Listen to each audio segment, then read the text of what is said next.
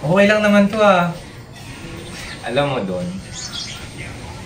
minsan, natatakloban ng mga ulap silig ng araw. Pero, hindi naman ibig sabihin nun, hindi mo na makikita ang iwayway. Kagaya nito. Ganto man to ngayon, pwede ka pa namang bumawi sa susunod. Kaya, huwag ka na malungkot. Okay? Ano na? Huwag ka na malungkot ha?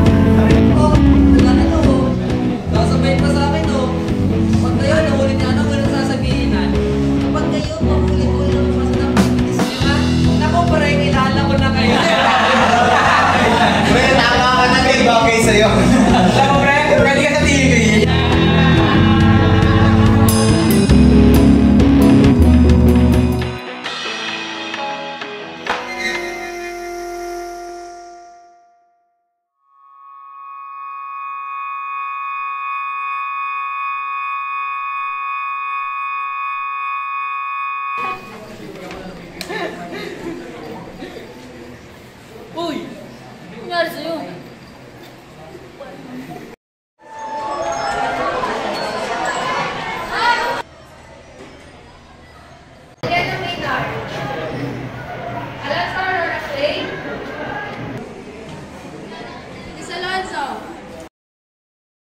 Nasaan pa? Nakalika. Tingnan mo yung grades mo sa subject ko. Sige pa.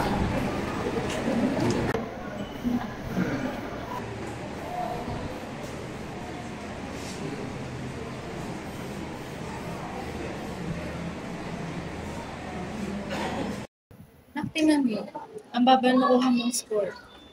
Tapos may kulang pa pa. Anong gagawin natin dyan? O siya, sige na, ipasa mo na lang sa akin. Ate Nicole? Magkano sa mata? Arkilyo Mikaela? Present po. Hoy! Hey! Kailangan na namin yung part mo. Hindi pa kasi nakagawa eh. Ano na kaya ako? Kasi ako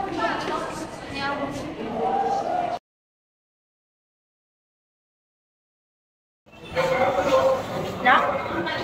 Something's bothering you. You can always come to me. Mom, okay lang ako.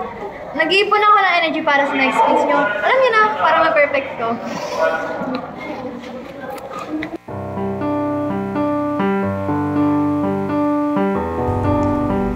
Naging madistansya ako sa lahat. Inilayo ko ang aking sarili dahil pakiramdam ko walang ibang nakakaintindi sa akin. Ang hindi ko alam, maraming mang mata ang nagmamasid, nakaantabay at nag-aalala. Hindi pala ako nag-iisa. Maraming naghihintay na ako ay magsalita, maging bukas sa tunay kong nadarama. Sana, sa susunod, masabi ko na ang mga nararamdaman ko. Maging bukas ako, lalo na sa mga kaibigan ko.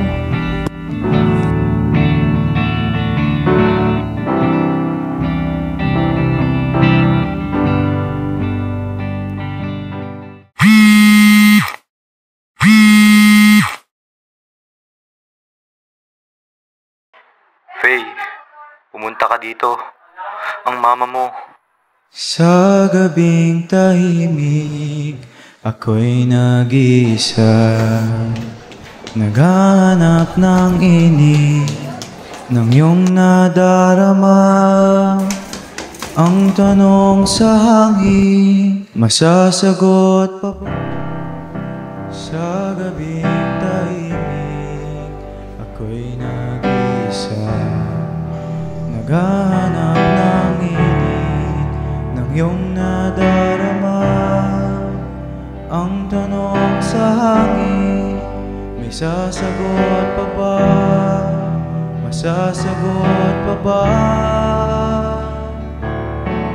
Ang araw ba'y sisikat pa? Ang wala'y titilaban, ang ginang ng iyong mata'y munting nawawala, munting nawawala.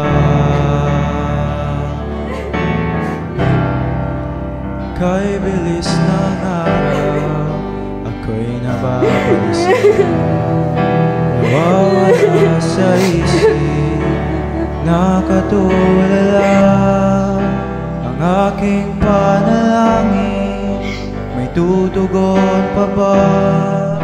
Matutugon pa ba?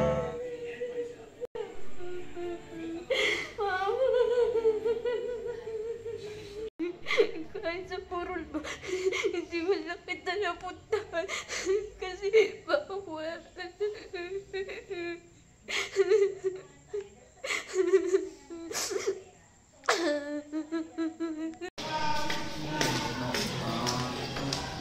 Uy, Faye, musta? Nangyari doon? Parang tayo nakikita, no?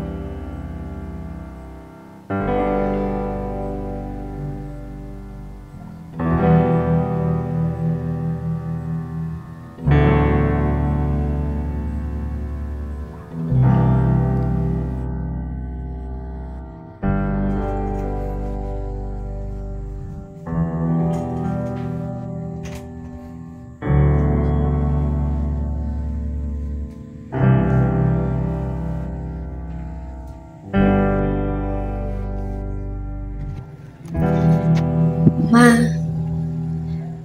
ang sakit pala nang wala ka na. Araw-araw kitang hinahanap. Pero, natuto na akong tanggapin. Hindi dahil ayos na ako, kundi dahil alam kong ayaw mong makikita akong nasasaktan.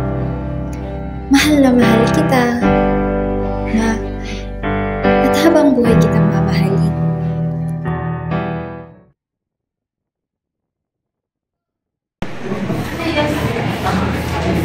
Ikaw, tara mag-bet. Ngayon lang tayo. Sino kasali? Guys, sino gusto sumali? Lalaro tayo ng comfort cards. May sali kami.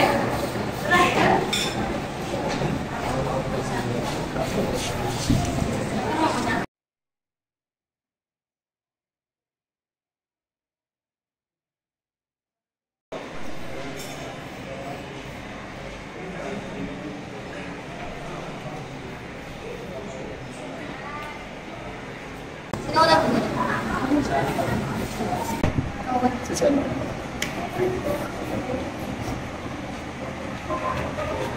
Kapag nakakaranas ka ng sobrang pag-aalala, ano ang una mong ginagawa para makaranas? Okay, tapos na ako. Ikaw naman. Uy, ikaw naman.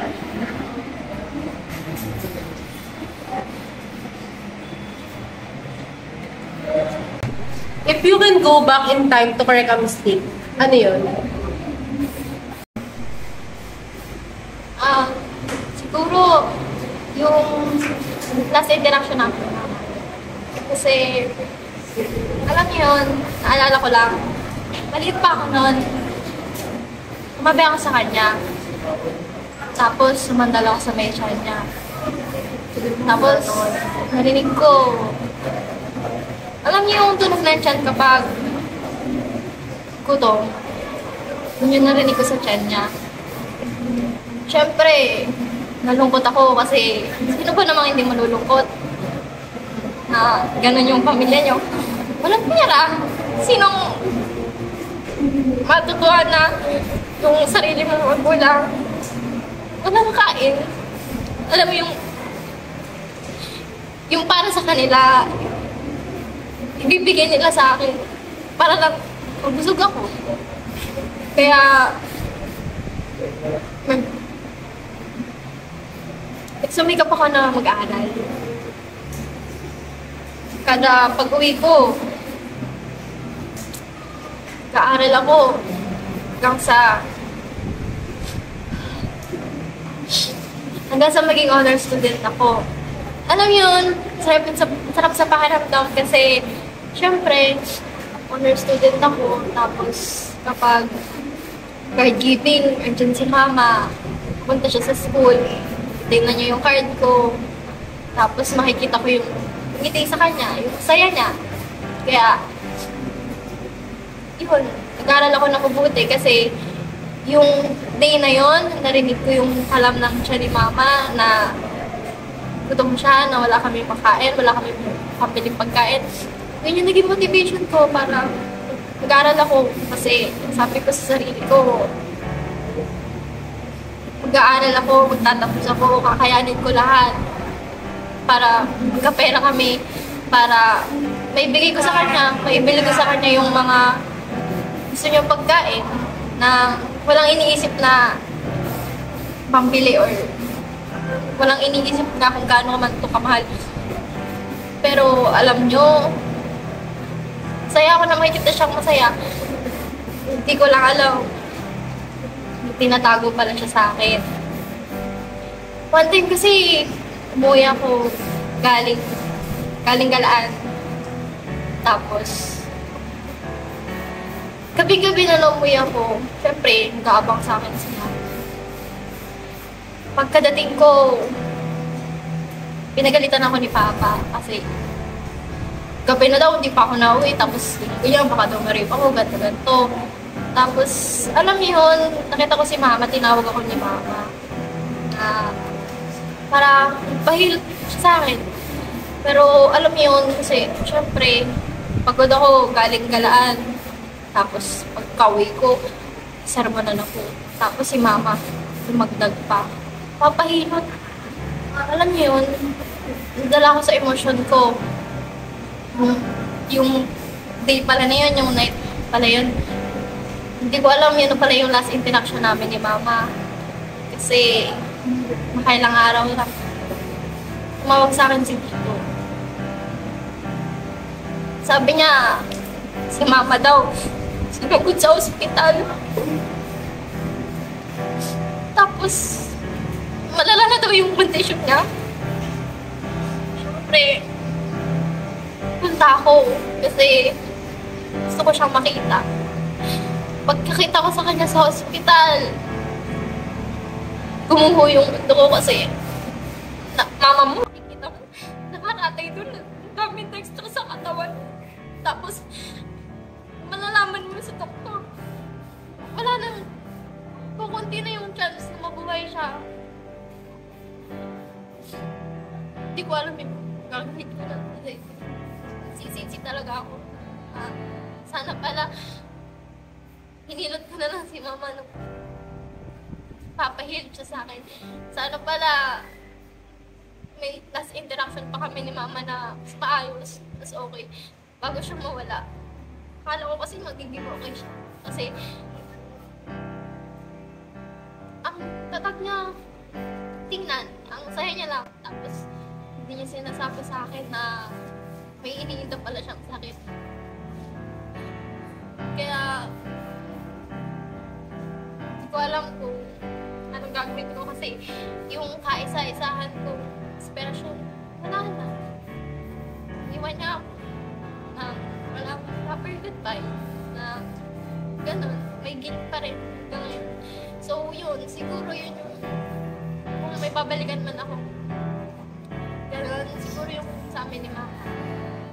Ayusin ko talaga yun if ever na may chance para mawala yung burden at guilt sa akin.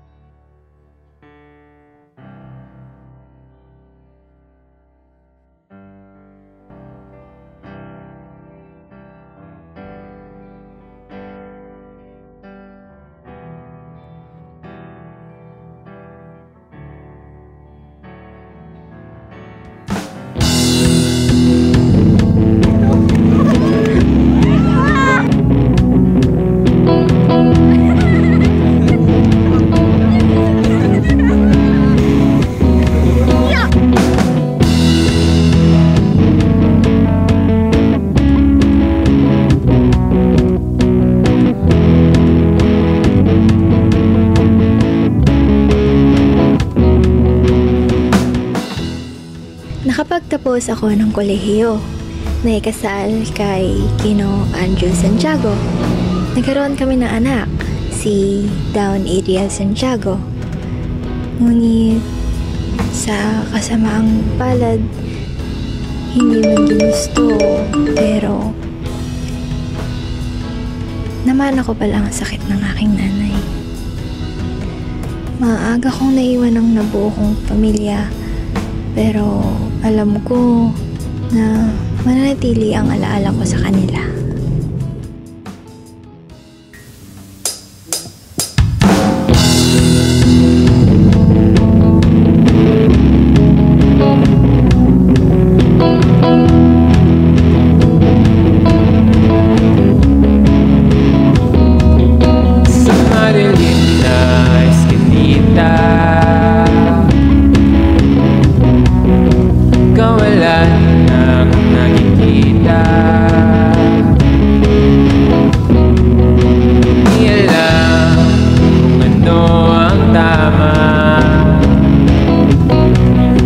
Sa sarili, kaya pa ba?